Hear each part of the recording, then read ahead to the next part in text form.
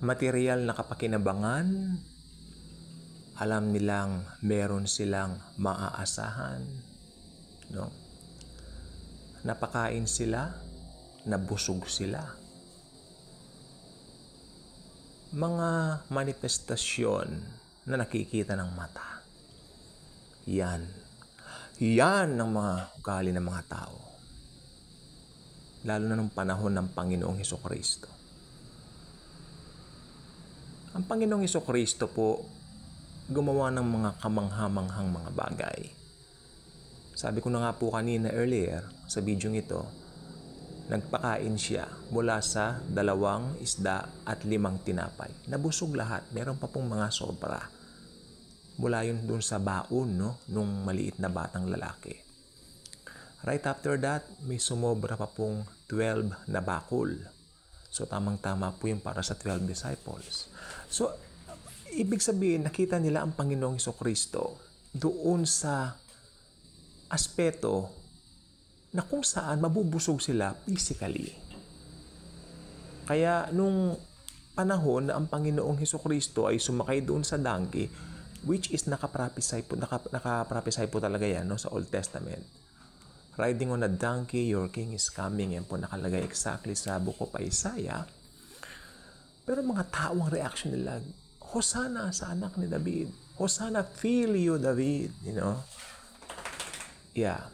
Pero, pagpasok ng Panginoong Hesukristo, doon nga po sa templo, bahay ng kanyang ama, tatay, no, sa langit, kanya pong nakita kung anong kalapastanganan ang ginawa ng mga tao dito. Ginawa po nila itong palengke. Alam na po natin ng istorya, pinagtataob ng mahal na Panginoong Hesukristo ang mga table, ang mga money changers, no? Ang mga paninda, malamang doon nagbagsakan, yung mga paninda, mga kalapati, kasi ginagamit pa sa offering, yung mga sheeps, yan, nakawala po lahat ng yan.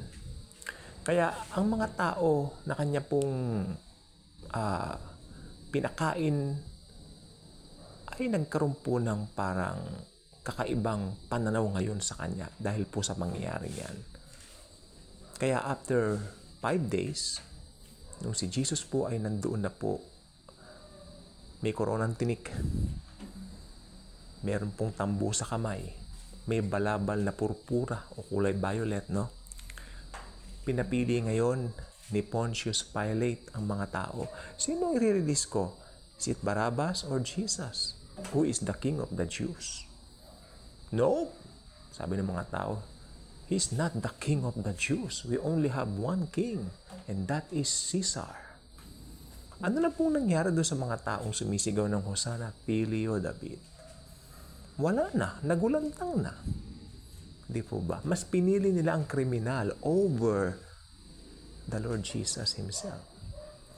So, tingnan po natin dito yung society natin ngayon.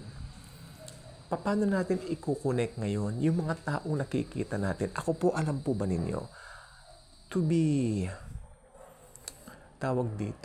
honest with you, ang dami ko pong nakikitang mga tao na mabait ngayon, punong-puno ng pangako. Then right after ilang months, nakikita ko po nag-iibang ugali, parang pag nakatikim ng konting karangyaan, nagiging mayayabang.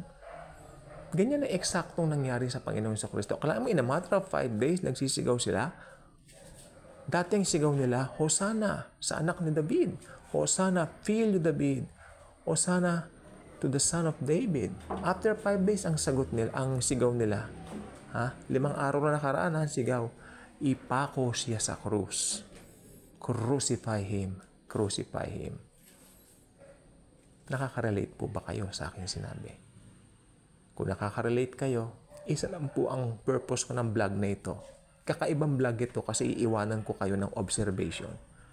Obserbahan po natin ang ating paligid. Yung mga taong nakapaligid sa atin. Pabago-bago ba sila? Well, kung pabago-bago sila, ibig sabihin isa lang po yan. Hindi pa nila kilala ang Panginoong Jesus.